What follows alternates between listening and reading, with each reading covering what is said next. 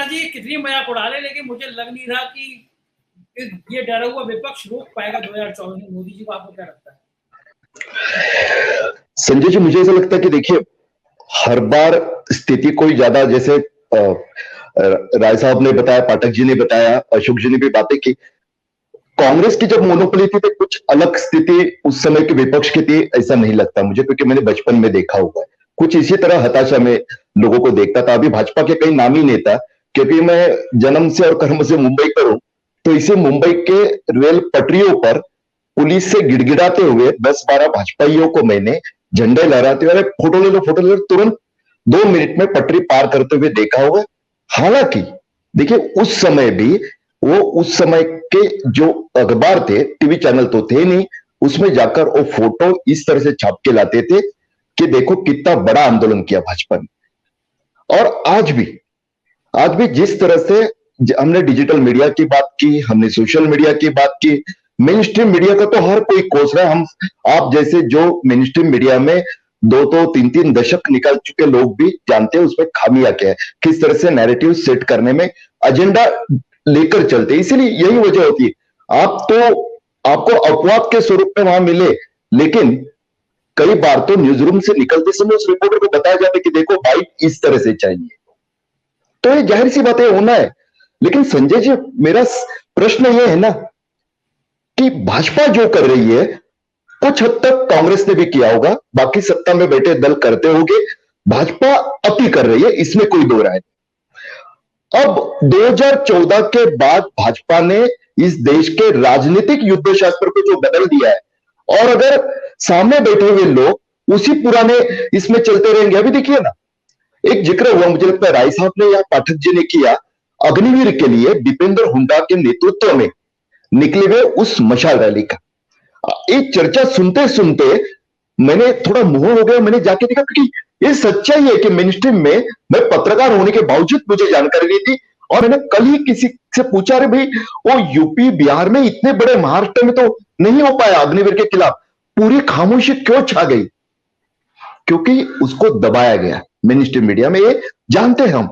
लेकिन अब देखिए, हरियाणा के अंबाला में इतनी बड़ी मात्रा में अगर युवा वर्ग इकट्ठा हो जाता है, जहां पे ऐसा नहीं था कि कोई छोटा नेता वहां पे किया और बस पता नहीं चला। आप देखिए, आईएनसी ने रिट्वीट जरूर किया हुआ है, आईएनसी के हैंडल से, इंडियन नेशनल कांग्रेस के। वहां पे श्रीनिवास जी गए थे, राष्ट्रीय नेता जो काफी तेज तर्रार है और काफी आक्रामक ढंग से कांग्रेस के विचारों को आगे बढ़ाते, कृति ले लाते। लेकिन कांग्रेस के बाकी इसमें क्या छाया रहता है? आप देखिए, पिछले कुछ दिनों से अच्छा मुद्दा है कि भाजपाई कुछ नेता किस तरह से आतंकवादियों से सांठगांठ रखते, उसको कांग्रेस उजागर रहे। लेकिन वापस वही बात है, वही पुराने ढर्रे पर प्रेस कॉन्फ्रेंस लिए जाते हैं।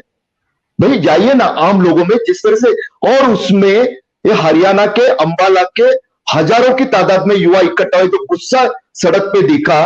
मुझ जैसे पश्चिम भारत के लोग ये मान के चल रहे कि खत्म हो गया वो मामला, कहां गया वो गुस्सा? जबकि अग्निवीर का खिलाफ यहां भी बातें हो रही थी और ऐसा लगने लगा खत्म हो गया। लेकिन उस मामले को उस तरह से कोई महत्व नहीं दिया गया सोशल मीडिया से। बाकी प्लेटफॉर्म, आपके पास फंड है, ऐसा नहीं है, अभी बातें हुई गहलोत जी और बघेल जी को क्यों जिम्मेदारियां दी जाती है। लेकिन आप पूरे देश का सोचिए संजय जी, कि मैं महाराष्ट्र की अगर बात करूं, अशोक जी भी जानते हैं, आप भी जानते हो, एक कर्नाटक के मुझे डी शिवकुमार याद आते हैं, जो कांग्रेस में विपक्ष में रहने के बावजूद, क्योंकि देखिए राजनीति को चलाने के लिए पैसा भी जरूरी होता है, हम बैठ के भले अंधा आदर्शवाद की कितनी भी बातें करें, लेकिन वो फंडिंग का काम कर्नाटक में डी शिवकुमार, क्योंकि मैं वहां पे बात करता हूं तो पता चलता है उनको लाख तकलीफें दी गई, उनको अब भी पटाने की कोशिश जारी है, नहीं हो रहा है ना, वो दे रहे, पार्टी को चला रहे। महाराष्ट्र में सत्ता में थी कांग्रेस। अब जाइए, जो हम सबसे महत्वपूर्ण टूल, वेपन मान रहे सोशल मीडिया, क्योंकि मेन स्ट्रीम साथ नहीं दे रही करके हर कोई रोना रो रहा है, उस सोशल मीडिया पे अगर आप जाके देखोगे, महाराष्ट्र जैसे यूपी के बाद 48 सांसद देने वाले लोकसभा के राज्य में आप देखोगे तो कई बार आपको हंसी आ जाएगी, ये स्थिति दिखाई देती है।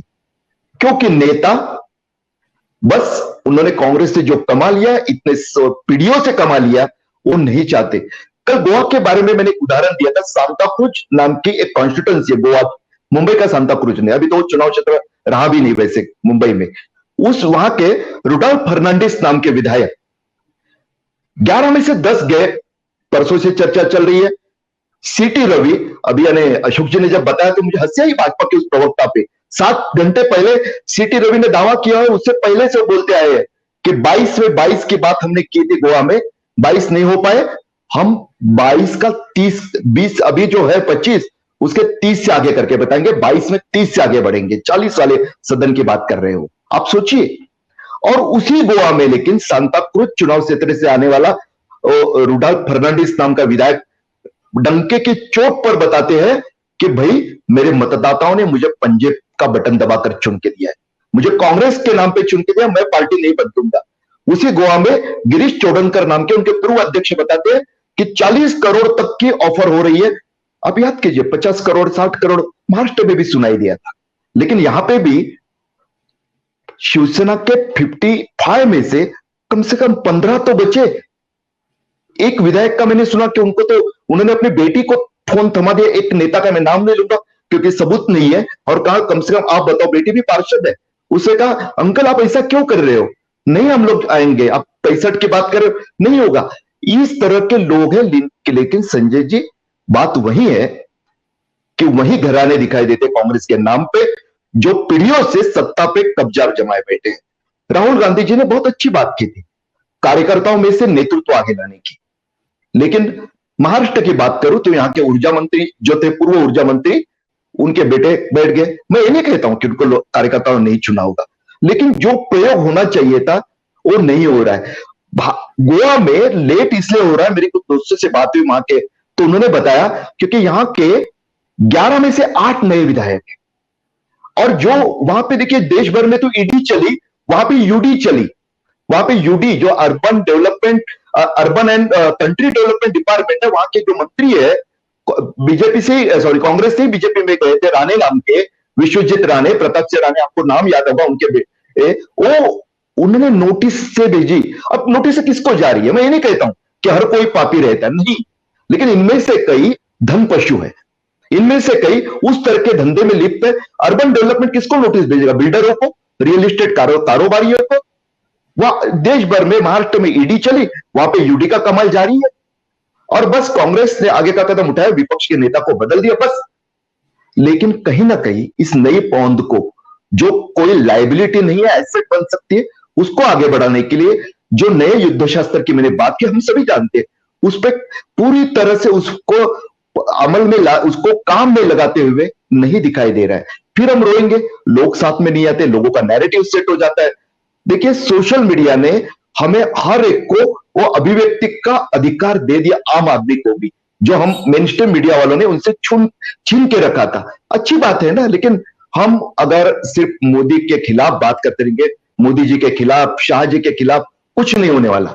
जब तक नैरेटिव सेट करने की क्षमता हमें भी है, जिस तरह से अशोक जी ने कहा कि आप जैसे लोग हैं, बाकी लोग हैं, मुझ जैसा व्यक्ति, एक साधारण पत्रकार अपने ढंग से काम कर रहा है, ये हो सकता है, लेकिन क्या वो साहस दिखाने के लिए डर के आगे जीत है, इस लाइन पे चलने के लिए क्या वो पुराने नेता कांग्रेस से तैयार हो? तो G23 बनाकर, जो अपने बल पे अपने सांसद नहीं बन सकते और राज्यसभा का नहीं बना तो पार्टी को ठिकरा फोड़ते हैं, उन लोगों के प्रोपोगंडा उनका तैयार किया जाता है। उस भय से कुछ क्रांतिकारी निर्णय जो लेने की आवश्यकता है वो कांग्रेस अगर ले नहीं पाती, तो मुझे लगता है कहीं ना कहीं गिरेबान में भी झांकने की जरूरत है। अंदर के डर, जैसे राहुल जी की बात हुई, गए ना ईडी के पास, फिर ए स्वाभिमान या ए साहस अगर हर कोई दिखाता है, नए युद्ध शास्त्र को अपनाता है और उसके लिए आवश्यक उस तरह की उन कार्यकर्ताओं को बल प्रदान करता है, तो असंभव नहीं है स्थिति को बदलना, इतना मुझे लगता है। संजय जी।